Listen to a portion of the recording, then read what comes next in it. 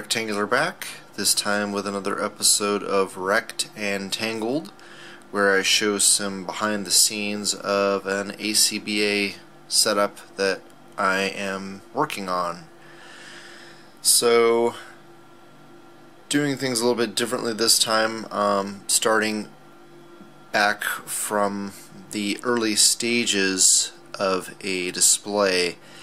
In the past, I would try to film these episodes at the end of a setup. So basically this is just the tentative concept that I'm working on, trying to figure out how I'm actually going to pull it off using a temporary cutout and setup to try to get everything staged before I actually start shooting, just to see, work out all the technical details of how I need to pull this off. So this is a work in progress. I'm going to show a picture of the actual panel from the comics here, give you an idea of what I'm trying to replicate.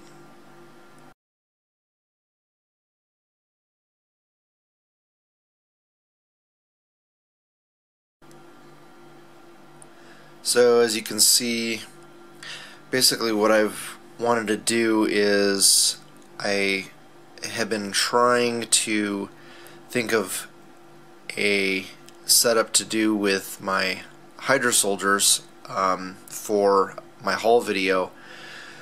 So many people have been doing setups with different people like Black Panther and Captain America fighting Hydra soldiers, or Agents of AIM with MODOK or Arnim Zola or Red Skull or Zemo in the shot, and I wanted to do something different, and also wanted to show as many Hydra soldiers as possible, since I got quite a few in my haul, and I'm up to seven. I think I'm up to seven. Yeah, 7 Hydra soldiers right now.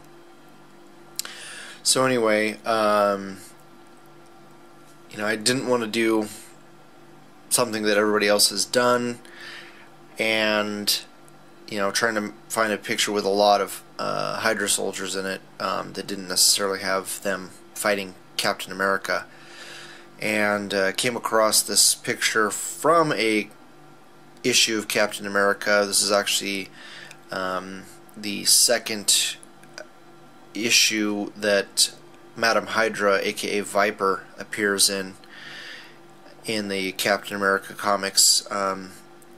She shows up at the tail end of one issue and then continues on into this issue, and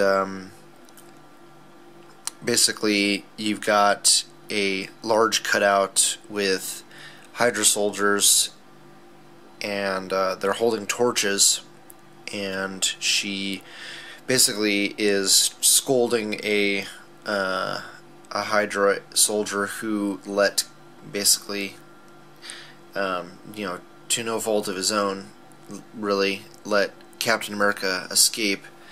And you can see him basically tied up, begging for mercy. And there's actually another cutout that's going to go here, where he is going to be begging for mercy. And I haven't quite figured out how I'm going to do that, since this cutout, I'm actually probably going to have to resize this one, because it's supposed to be, actually I might be able to pull it off just putting it, since they're at the same, supposed to be at the same scale, and that way the focus won't get screwed up, so you won't be able to read one or the other. So I'm probably going to end up trying to figure out how to add it that way. So I just have his cutout, separated so I could just see how I'm going to pull that off. And anyway, so to try to replicate the floor, I went to a couple different hardware stores looking for something that I could use. Initially, I was trying to pick up some sheet metal, and the only thing I could find at one place I went to was on a roll, and so therefore and it was cheap, but I was worried that once I rolled it out and trimmed it that it wasn't going to lay flat, and that's essential for this setup. So I ended up going to Home Depot and found some flooring tile. It comes on a I'll raise up the tripod so you can get a better look at it. It comes on a 12 inch by 12 inch sheet essentially, and ended up being too big. I needed it to be more like 8 by 12 because the distance to get the shot, this hydro soldier is so far back from the cutout and the figures that I can't quite get the angle to work right in the shot. So anyway, this is what the tile looks like, and I just have it on a couple of coffee table books with a piece of just white copy paper underneath, and that's basically what's holding the tile up. And of course, we have Madam Hydra here, and I painted the casted whip that I got from Casting Cave, and I'm eventually going to cut the cutout and attach probably cardboard handles for those torches, so that the Hydra soldiers, number one, they're not reaching up so high, and two, they'll have something coming out from the bottom of their hands, since they're just very short torches right now. And actually need to change the hand position. It's hard to get those guys so close together because the figures are bigger than the figures appear, or the characters appear in the panel itself. So hoping I can fit as many as I can in the shot. We're gonna have to see. And right now I'm filming in widescreen, which probably not gonna work for the shot. I'm gonna have to do it in 1:1 aspect ratio, so that it will crop out the sides of the cutout, and I can get down low, and so you can see the whole scene. So this is actually looking very different than what it's actually going to look like in the setup.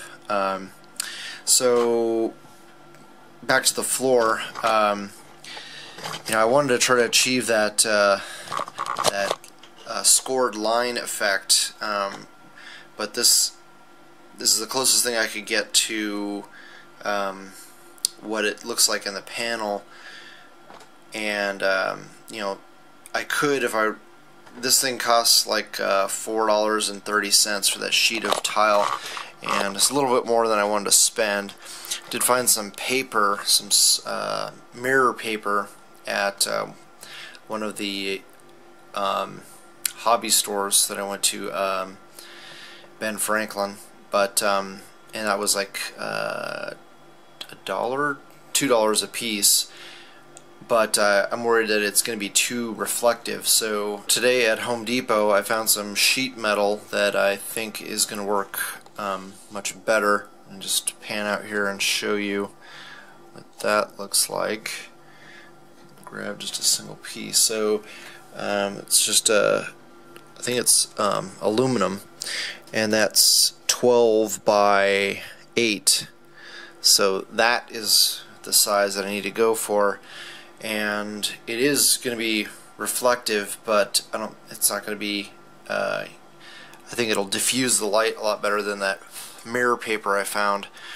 So I'm I haven't decided if I'm going to try to put tape on it and then paint the tape. That's more likely what I'm going to do. I could try just painting on it, but I think trying to clean, because I want to be able to reuse this, and these were only 79 cents a piece, so if I end up ruining it, it's not a huge deal. But I wanted to paint lines on it to try to replicate what's going on in the comic panel. So haven't decided if I'm going to put paint directly on the sheet metal itself or put some tape. Probably going to put tape on it just to give it more dimension, more texture, and then paint the tape or use a marker, permanent marker, and just color it. So yeah, let's go ahead and show the next stage of the process.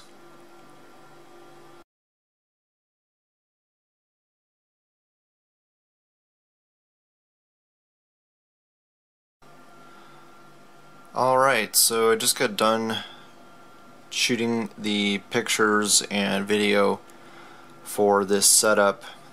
This is for haul 52, and this is the final version. First part, which you just got done watching, was my preliminary testing to make sure that I could pull this off, and yeah, I had a few problems, but I think overall it turned out pretty nicely. The most difficult problem was trying to get the Hydra soldiers to hold the torches and keep everything at the right angle. It still had a little bit of issue with the whole cutout kind of angling down, so it's a tiny bit on the crooked side. And then when I got done, I didn't realize that her boot was not flat on the surface, so hopefully nobody's gonna notice it too much and complain. But knowing Pharaoh, he always points out any tiny little bit of flaw that you can possibly have in your shot. Pharaoh will spot it and he will call you out on it, so that's to be expected. Anyway, so yeah, I had a really hard time trying to get this guy in the shot, and try to figure out how to get all the cutouts in the shot. So I ended up putting a needle, sewing needle, on the large part of the cutout, and then taping it on, or taping the small portion of the cutout onto a needle, and then taping that needle onto the large portion of the cutout, and then I painted it white. So unfortunately the shadow from the top of the first cutout was showing up there, you can see, and I'm hoping it's not the actual metal of the needle. Also had issues, well, my lights fell on top of the whole display a couple times, so that really pissed me off. That I had to reset up everything a couple times. So these are all LED lights except for the large one here is a fluorescent, and the other two are LED light strips from IKEA, and then these little bendy focusable lights are from IKEA as well. So anyway, I ended up not painting or taping lines on the metal sheeting. I think it just looked fine the way it was, and I was just tired. I've spent so much time on this setup that I didn't really want to go through all the pain, and I think it looks fine the way it is. So anyway, let me know if you think the same. And to get the aspect ratio right, I tried putting it into 1:1 aspect ratio, but it just was not, I could not get him in the shot and I couldn't crop it properly, so I ended up I put the camera in I think it was 4:3 and 2:3, and I ended up turning it sideways. Now it's not gonna show up. It's gonna look weird here on video because it's not gonna rotate the camera, but that gives you an idea of basically what I had to do to get it to get him in the shot and get it all cropped. And I'll show the final picture here at the end so you can see what I'm talking about.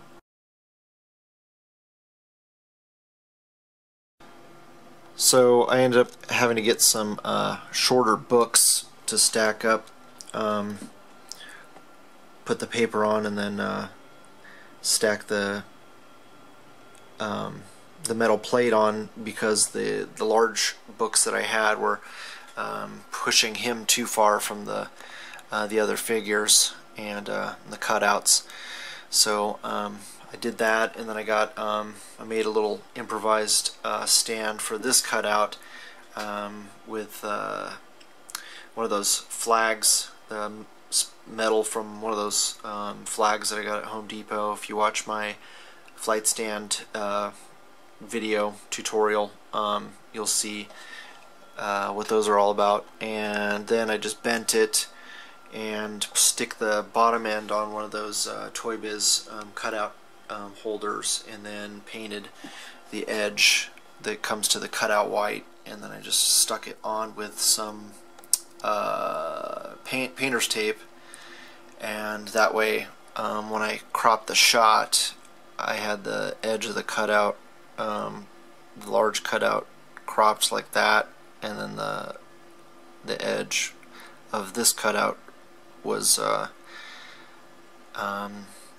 out of the shot. You know, the stand was being cropped out, so that's the only way I could get it at the right height. And you know, if I had tried to stick it on a stand from below, it just wouldn't have worked, or stuck it on his head, because this is the same size as these. It's actually larger font than these other word bubbles, so if I had moved it like way up here, the focus would have been all screwed up and it would have blocked out that Hydra soldier.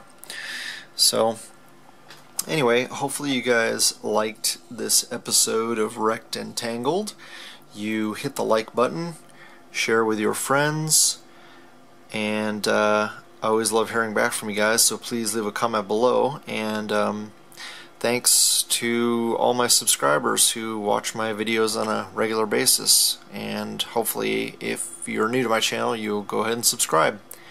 Thanks so much for watching, guys, and I will talk to you later. Bye.